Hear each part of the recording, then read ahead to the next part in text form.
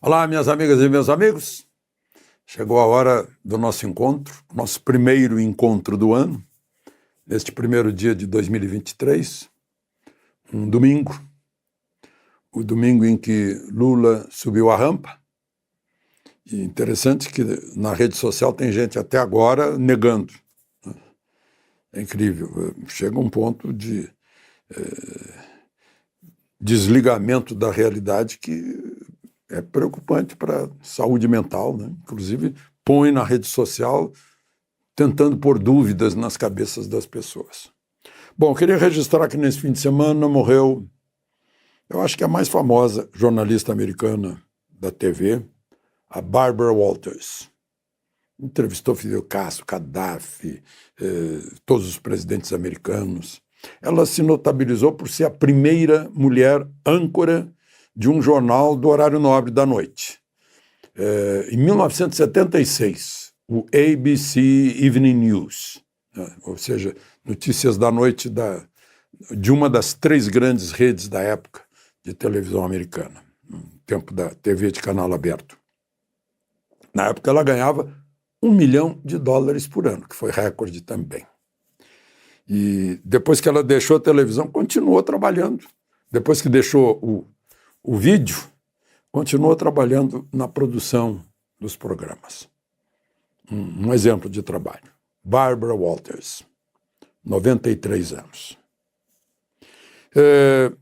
Os cariocas fizeram uma grande festa de Réveillon e hoje é o dia em que, em 1502, uma flotilha portuguesa entrou na Baía da Guanabara, viu aquela reentrância, entrou e pensou que fosse um rio, que fosse o estuário de um rio.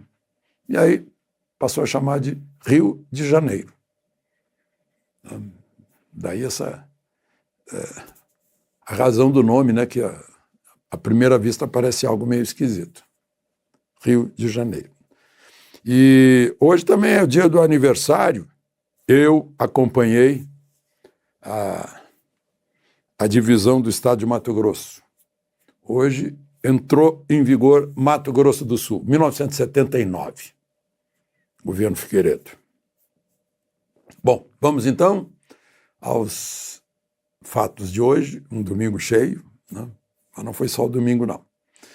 Não esqueça de se inscrever, se ainda não fez isso, e ao final de deixar o seu gostei ou não gostei.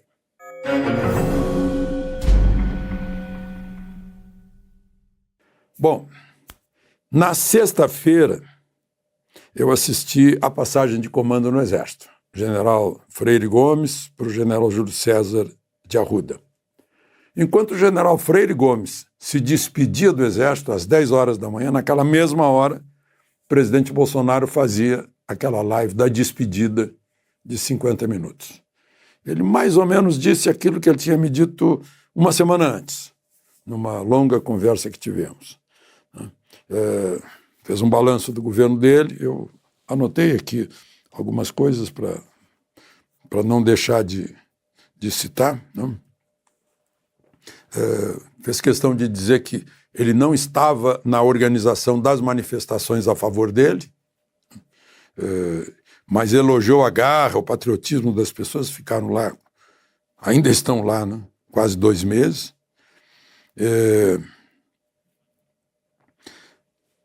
Mostrou que despertou milhões de pessoas nesse país que estavam dormidas, conservadores, gente de valores familiares, patriotismo, direita, né?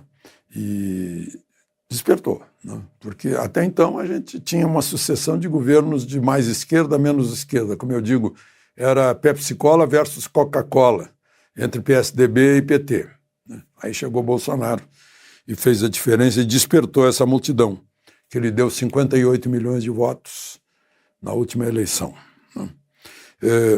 Falou dos excessos do judiciário, dos avanços da economia, pediu que não houvesse violência, que não haja violência, porque a força gera reação, que é preciso diálogo e que ele sempre fez a parte dele dentro das 4 linhas. Se não foi o mesmo com outros poderes, né? A gente viu aí A gente lê a Constituição e vê uma decisão do Supremo, não tem nada a ver, né? Vê lá no Legislativo o negacionismo de Rodrigo Pacheco diante dos pedidos de impeachment de ministro do Supremo por sair da Constituição. Mas ninguém fez nada. O presidente lembrou disso, né? Eu falei para ele na época que se tivesse reagido na primeira vez, né, quando o Supremo o proibiu de nomear um subordinado, no caso, o diretor da Polícia Federal, se tivesse reagido naquele dia, mas hoje discutir passado não adianta, né? O passado passou. E ele está lá está na casa do José Aldo, ex-lutador, em Orlando. Eu só não entendi por que saiu antes, porque antecipou a saída do país, ainda presidente. Tanto que Hamilton Mourão só assumiu quando saiu do espaço aéreo brasileiro, já acima da linha do Equador. E não entendi até agora por que dessa saída. Ficou muita gente que não entendeu e que postou, né? Eu vi aqui, nos deixou na mão, o sujeito me abordou na rua, eu chorei.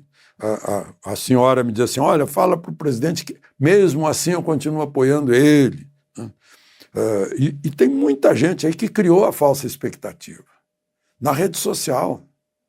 Eu tenho alertado vocês nunca me ouviram criar falsas expectativas, criar esperanças onde não havia esperança. Eu acho que jornalismo tem que ser realista, cético, né? Mas tem gente que fez muito mal às pessoas, criando ideias incríveis. Ainda hoje, nesse domingo, tem lá um sujeito dizendo que tudo é um teatro, que não é o Lula que está assumindo, que quem está mandando é o general Heleno, que Bolsonaro está com um avião pronto para voltar. Meu Deus do céu. Essas pessoas ficam risíveis, mas elas estão sendo vítimas do seu próprio fanatismo, né? Porque ficaram cegas, virou uma questão de fé. Fé é religião, não é política. Política é realismo, né? Bom, e aí, com essa desolação, alguns dirigem sua raiva aos quartéis, outros dirigem sua raiva ao próprio Bolsonaro. Não há dúvida que há uma perda dos dois lados nisso aí, né? Pelo excesso de... Os que me acompanham não foram enganados, perceberam todas as mudanças ao longo do tempo, né? Mas muita gente ainda vai precisar de tempo para digerir, né? Bom, e depois em rede nacional, ontem à noite, no último dia do ano, aí Hamilton Mourão, já presidente da República em exercício, fez uma fala de 7 minutos que eu pensei que seria um balanço de encerramento do governo, e foi também, e com votos de Feliz Ano Novo, né, de união, de democracia também foi, mas também houve uma parte que está muito clara, crítica ao presidente da República, Jair Bolsonaro, né? Fez todo o balanço, né, lembrou, porque estão querendo obstar a ida do Brasil para a elite da economia mundial, que é a OCDE. Ele lembrou a necessidade de estarmos na OCDE com democracia e livre mercado, né? Que a democracia foi muito vilipendiada por representantes dos 3 poderes: legislativo, executivo e judiciário. Seria Alexandre de Moraes, Rodrigo Pacheco e Bolsonaro? Não sei, ele não mencionou nomes, né? Esses 3 poderes deixam o povo buscando outros entes, lideranças que deveriam tranquilizar, e lideranças que deveriam tranquilizar a nação, deixaram com o silêncio ou o protagonismo inoportuno e deletério que se criasse um clima de caos, e deixaram que as Forças Armadas pagassem a conta por inação ou por fomentar um pretenso golpe. Aí me parece que tem crítica ao presidente também, né? E aí ele fala da alternância é saudável, né? Supõe que possam continuar projetos, né? E que a oposição jamais deve renunciar à democracia, que a gente está mudando de governo, mas não de regime, e que retornemos. Aí ele faz votos, tipo assim, olha, desfaçam os acampamentos, porque ele diz, retornemos à normalidade do trabalho e dos nossos lares, por uma democracia liberal. Também teve muita reação nas redes sociais, né? Eu já recebi aqui em casa, quando chegaram as pessoas que vieram compartilhar comigo a entrada do ano, já chegaram, você ouviu o Mourão? Eu disse, eu não ouvi, eu estou aqui organizando a nossa ceia de fim de ano, né? E todo mundo estava inquieto com isso. Bom, eu ouvi de manhã o discurso do governador do mais importante estado do país, São Paulo. São Paulo, se fosse um país, seria a terceira economia latino-americana, ou a 21ª economia mundial. Esse é São Paulo. Daí a importância, eu vou ouvir o discurso do governador do estado mais importante. Interessante que ele citou José Serra, Franco Montoro e Mário Covas, ex-governadores tucanos de São Paulo. E ele não citou Dória, né? Será que há alguma aproximação? Porque os tucanos têm uma força muito grande em São Paulo, né? Mas chamou a atenção o agradecimento que ele fez, e longo, ao presidente Bolsonaro, que o revelou. Chegou a dizer que ousou, né, naquela busca de fazer um ministério de gente sem vinculação partidária, que é o contrário do que é hoje, né? Hoje todo mundo é indicado por partido e tal, partido que quer para poder trocar por voto. Revelou talentos, muitos deles. Paulo Guedes, fora da Faria Lima, a gente não conhecia Paulo Guedes, né? Esse brilhantismo. Eu cobri pelo Jornal do Brasil os tempos do milagre econômico. E o Paulo Guedes fez praticamente isso aqui no Brasil, com o equilíbrio das contas públicas. Bom, ele teve 13,5 milhões de votos, agradeceu os votos, fez esse agradecimento especial a Bolsonaro e confirmou todos os programas dele. Foi um discurso de estadista, um homem que só agora foi trazido para a política pela mão de Bolsonaro. E com o apoio de Bolsonaro ele ganhou a eleição lá em São Paulo, né? E, bom, então Lula, às 15h, no Congresso Nacional, subiu a rampa do Congresso antes de subir a rampa do Palácio do Planalto. E lá fez um discurso e disse algumas coisas diante de Dilma, de Lira e de Pacheco, coisas que bateram nos três, né? Destacando assim, desmatamento zero, reparação aos indígenas, o pessoal do agro deve estar de olho, né? Bancos públicos com papel fundamental, principalmente o BNDES. Aí o pessoal vai dizer, de novo, BNDES, né? Que é por aí, fazendo obra em toda parte fora do Brasil, né? Banco Internacional de Desenvolvimento Econômico e Social. Falou em revogar imediatamente decretos de armas que impediram invasões no agro, né? Elogiou a coragem do TSE e acusa o atual governo de destruição do Estado, né? A ideologia esquerdista põe a base de tudo no Estado.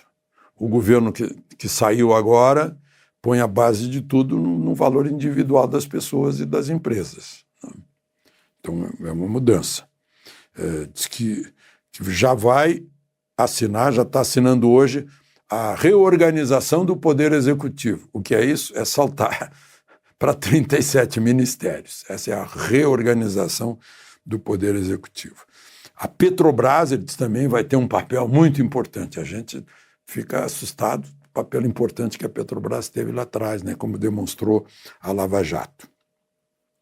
Falou em nova legislação trabalhista. A nova está em vigor, é a nova da nova, né? A pós-nova é a revogação do que foi alcançado numa legislação trabalhista moderna. Disse que ao Estado cabe trazer a indústria para o século XXI, ou seja, é o Estado em cima da indústria também. No agro não vamos tolerar violência contra os pequenos. Ou seja, desarmando o agro, os pequenos ficam mais à vontade. Será que é isso? Vai revogar injustiças cometidas contra indígenas. É uma questão fundiária aí. Vai ampliar cotas de universidades e serviço público. O teto de gastos é uma estupidez que haveremos de revogar. Agora, então, uau! E, por fim, diz que vai revitalizar, por fim que eu anotei aqui, vai revitalizar a Unasul, União das Nações Sul-Americanas, que foi idealizada por quem? Hugo Chávez. Chegou a ter 12 países. Depois caiu para 4, porque os países foram caindo fora, vendo que era um negócio assim eminentemente político de esquerda. Né? Diz que vai... Isso é de 2008, Hugo Chávez. Foi aqui em Brasília a assinatura. E vai revitalizar. Enfim, lembro que está um país dividido ao meio, praticamente. Né? O presidente falou em não venho com ânimo de revanche, mas o seu discurso está cheio de questões revanchistas. Né?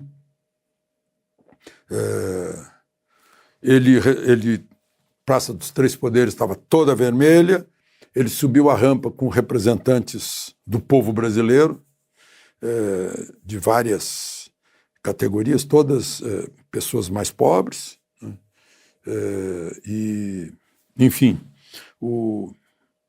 a faixa foi entregue, inclusive, por uma catadora, e daquelas pessoas que estavam ali, 2 ou 3 que faziam vigília lá onde ele estava preso, em Curitiba, cumprindo pena de 500 dias que ficou lá, pessoas que estavam lá trabalhando lá em manifestações pró-Lula enquanto ele estava preso, o acompanharam subindo a rampa e na entrega da faixa. De Brasília, Alexandre Garcia.